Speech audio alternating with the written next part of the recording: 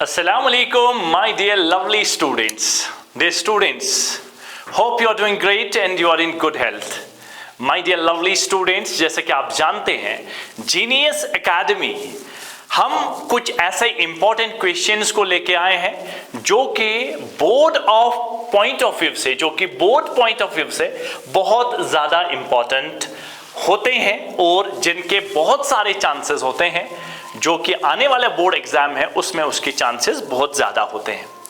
हम एक एक करके इन क्वेश्चंस को डिस्कस कर रहे हैं और क्लास 11th के चैप्टर फ्लूइड डायनामिक्स से हमने आज एक इंपॉर्टेंट क्वेश्चन लिया है जिसका नाम है इक्वेशन ऑफ कंटिन्यूटी।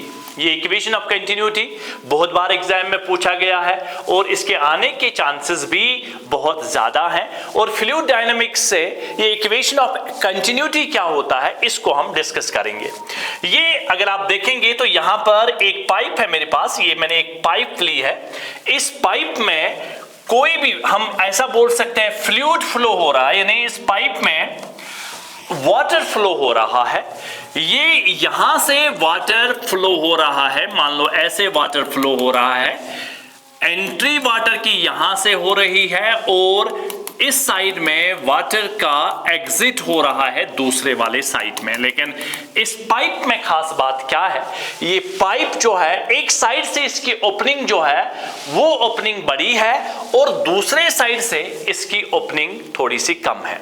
यानी हम दूसरे लफ्जों में ऐसा बोल सकते हैं कि यहां पर इसका जो एरिया ऑफ क्रॉस सेक्शन है वो ज्यादा है और यहां पर जो my dear students cross sectional area कम है।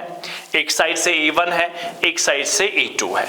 लेकिन ये जो फ्लूइड है, ये जो फ्लूइड फ्लो कर रहा है, इस फ्लूइड की खास बात यह है कि ये फ्लूइड हमारे पास एक स्ट्रीम लाइन फ्लूइड है। यानी ये जो फ्लो है, ये जो फ्लो हो रहा है, फिर से मैं इसको रिपीट कर रहा हूं, ये जो वाटर का फ्लो हो रहा है ये स्ट्रीम लाइन फ्लो है।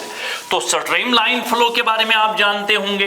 इस स्ट्रीम लाइन फ्लो का नाम, स्ट्रीम लाइन फ्लो का दूसरा नाम है लैमिनार फ्लो और इसका और एक नाम है स्टडी फ्लो। लेकिन उस पर तो मुझे जाना नहीं है, तो मैं आपको प्रॉपर्टीज बताऊंगा। लैमिनार फ्लो की प्रॉपर्टीज ये है कि जो लेयर्स, ये जो वाटर जो है डिफरेंट लेयर्स में है, ये लेयर्स आपस में पैरेलल होती हैं।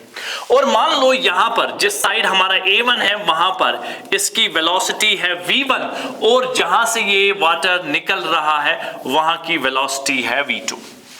एरिया A1 वेलोसिटी V1 और दूसरे साइड से एरिया A2 और वेलोसिटी V2।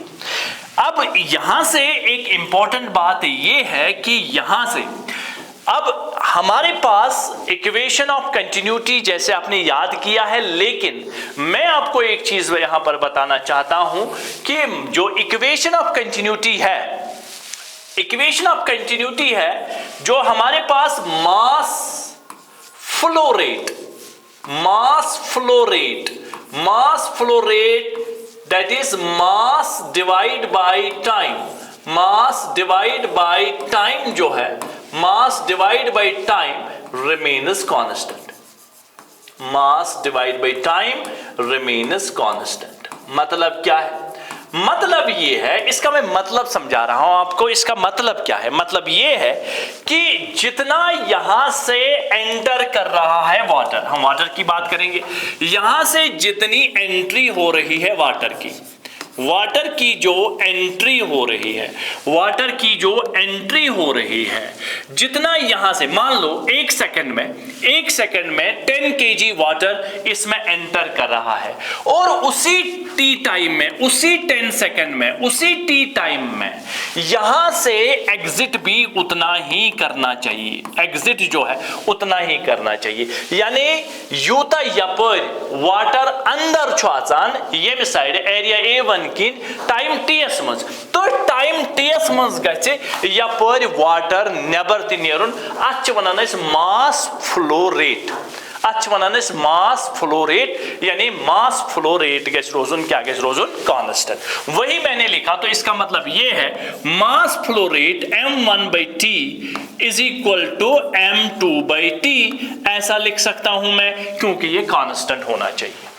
लेकिन इतना ही नहीं, अब आप लोगों ने A1 V1 की, आप लोगों ने क्लासरूम के लेक्चर्स में इसको ऐसे याद नहीं रखा होगा, मास फ्लो रेट की टर्म्स में आपने याद नहीं रखा होगा। आपने ρ1 A1 V1 is equal to ρ2 A2 V2 की टर्म्स में आप लोगों ने इसको याद रखा होगा, लेकिन उसको हम मैं इस टर्म्स में लाऊंगा। अच्छा, अगर यहां पर मैं इस मास फ्लो रेट को ऐसे लिखूं, आप देख लेना, मास फ्लो रेट m/t, अगर मैं इसको ऐसे लिखूं, मास को लिखूं density into volume divide by time, ऐसे लिख सकता हूं डेंसिटी। और आपको पता है जो डेंसिटी होती है, डेंसिटी ये मास डिवाइड बाय वॉल्यूम होता है, और मास को लिखा रो इनटू वी, ये वी ऐसे है। और इसी चीज को अगर मैं ऐसे लिखूं तो मुझे लगता है ये बहुत ज्यादा सही रहेगा। अगर हम मास फ्लो रेट को ऐसे लिखें, रो तो रो ही है, वॉल्यूम को क्या लिखूं, वॉल्यूम को लिखूं area into distance, area into distance, volume को एरिया इंटू डिस्टेंस। नाउ अगर ये हमारे पास पाइप है, ये हमारे पास पाइप है ऐसे, ये हमारे पास पाइप है, इस पाइप का ये एरिया जो है ये a है, और यहां से यहां डिस्प्लेसमेंट जो है ये x है डिस्टेंस, तो इसका वॉल्यूम क्या हो गया a इंटू एक्स, यानी टाइम t में x डिस्प्लेसमेंट चला, तो मैं लिखूंगा इसको a इंटू एक्स, यानी वॉल्यूम जो होगा वो a इंटू एक्स होगा, यानी जो डिस्प्लेसमेंट है वो x है। यहां से यहां तक जो x डिस्प्लेसमेंट है और एरिया a है, तो मैंने वॉल्यूम को लिखा a इंटू एक्स और डिवाइड बाई क्या लिखूंगा मैं इसको t। अब ध्यान से देखिए, अब मैं इसको क्या करूंगा, यहां पर मैं इसको लिखूंगा मास डिवाइड बाई t, ये जो है हम बोलते हैं मास फ्लो रेट, और ये रो तो रो ही है, a तो a ही है, और ये जो x/t है इसको हम लिखेंगे velocity, because displacement divide by time जो है वो वेलोसिटी के बराबर होता है। और मैंने क्या लिखा, मैंने लिखा x/t को मैंने v लिखा, तो ये हमारे पास मास फ्लो रेट है। अब इस मास फ्लो रेट को ध्यान से देखिए आप, मास, तो यहां पर मैं क्या लिख सकता हूं, m1/t1, m/t को, तो यहां पर m1/t है, तो क्या लिखूंगा, मैं लिखूंगा रो, तो मैं लिखूंगा ρ1, इसको लिखूंगा a1 और इसको लिखूंगा v1 ऐसे। अब देखिए यहां वॉल्यूम और वेलोसिटी में आपको फर्क आना चाहिए, वॉल्यूम को मैं ऐसे v लिखूंगा और वेलोसिटी को मैं ऐसे लिखूंगा, वेलोसिटी को मैं ऐसे v से लिखूंगा और वॉल्यूम को ऐसे लिखूंगा, तो ये वेलोसिटी है, डिवाइड बाय हमारे पास ये मास फ्लो रेट है, और इसको लिखूंगा ρ2 और इसको लिखूंगा a2 और इसको लिखूंगा v2, क्योंकि mass flow rate rho A V की टर्म्स में हमने निकाला। अब my dear lovely students, do you know that in streamline flow ये जो फ्लो है ये इनकम्प्रेसिबल है। For incompressible flow, for incompressible flow, for incompressible flow, for incompressible flow ρ1 is equal to ρ2, तो density mass divide by volume बराबर होना चाहिए। अगर ये स्ट्रीमलाइन फ्लो है तो स्ट्रीमलाइन फ्लो में डेंसिटी ρ1 इज इक्वल टू ρ2 के बराबर है, मास डिवाइड बाय वॉल्यूम बराबर होना चाहिए। तो यहां पर जब मैं इसी को कोट करूंगा ρ1 इज इक्वल टू ρ2, तो जब ये दोनों बराबर हो गए तो a1 v1 is equal to a2 v2, ये आपने याद किया होगा। और यही चीज है मास फ्लो रेट जो है वो a1 v1 is equal to a2 v2, और यही आप लोगों ने शायद याद किया होगा, इक्वेशन ऑफ कंटिन्यूटी है a1 v1 is equal to a2 v2। इसका मतलब मैं बड़े अच्छे से आपको समझाता हूं।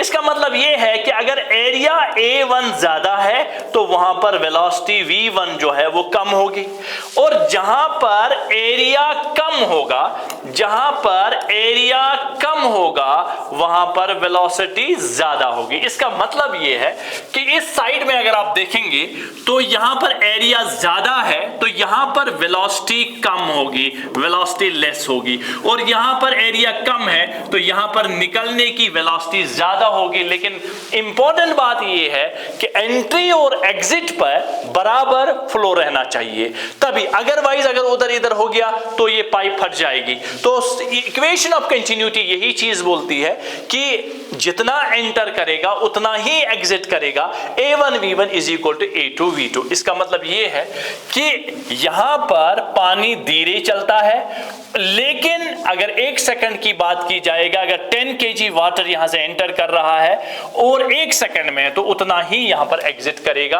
और ये हमारे पास A1 V1 is equal to A2 V2। अब एक इंपॉर्टेंट चीज जो मैं आपसे डिस्कस करना चाहता हूं, जो कि बहुत ज्यादा इंपॉर्टेंट है। ये जो मास फ्लो रेट है इसको हम दूसरे लफ्जों में ऐसे लिख सकते हैं। अब ध्यान से देखिए, यहां पर हमारे पास कंटिन्यूटी है तो हमारे पास लास्ट में ये चीज बन गया कि A1 V1 is equal to A2 V2। अगर हम AV की बात करेंगे, A का अगर हम यूनिट्स की बात करेंगे, हम दूसरे टर्म्स में हम इसको लिखना चाहते हैं, यूनिट्स की बात करेंगे।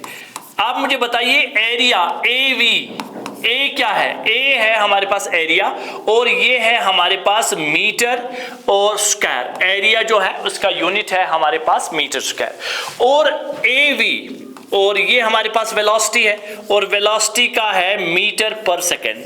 और जब हम इसको ऐसे लिखेंगे AV is equal to metre cube by second. और मीटर क्यूब बाई सेकेंड क्या है? मीटर इज वॉल्यूम, और ये बनेगा वॉल्यूम फ्लो रेट, यानी ये हमारे पास जो है वॉल्यूम फ्लो रेट जो है m क्यूब, और यह है वॉल्यूम बाय टाइम, तो हम इसको लिखेंगे वॉल्यूम फ्लो रेट, और वॉल्यूम फ्लो रेट बोलिए या मास फ्लो रेट बोलिए या वॉल्यूम फ्लो रेट बोलिए, ये किसके बराबर है? ये AV के बराबर है। ये बहुत इंपॉर्टेंट चीज है, मास फ्लो रेट। अब यहां से मास फ्लो रेट बोलो या आप मास फ्लो रेट बोलो या वॉल्यूम फ्लो रेट बोलो, या मास फ्लो रेट, वो कांस्टेंट रहनी चाहिए। And my dear lovely students, ये हमारी इक्वेशन ऑफ कंटिन्यूटी है। आप इसको इस तरह से लिख सकते हैं, और एग्जाम में इसके चांसेस बहुत ज्यादा आने के हैं। तो इसी तरह और इंपॉर्टेंट क्वेश्चंस के साथ हम आपको आएंगे। इसके बाद में सबसे इंपॉर्टेंट चीज बर्नौलीज प्रिंसिपल को हम डिस्कस करने जा रहे हैं, बर्नौलीज थ्योरम को डिस्कस करने जा रहे हैं। तो तब तक हमारे साथ आप कनेक्ट होते रहिए, हमारे साथ जुड़ते रहिए, और जब तक कि हम नया क्वेश्चन लेके आएंगे तब तक के लिए अल्लाह हाफिज, हैव अ नाइस डे।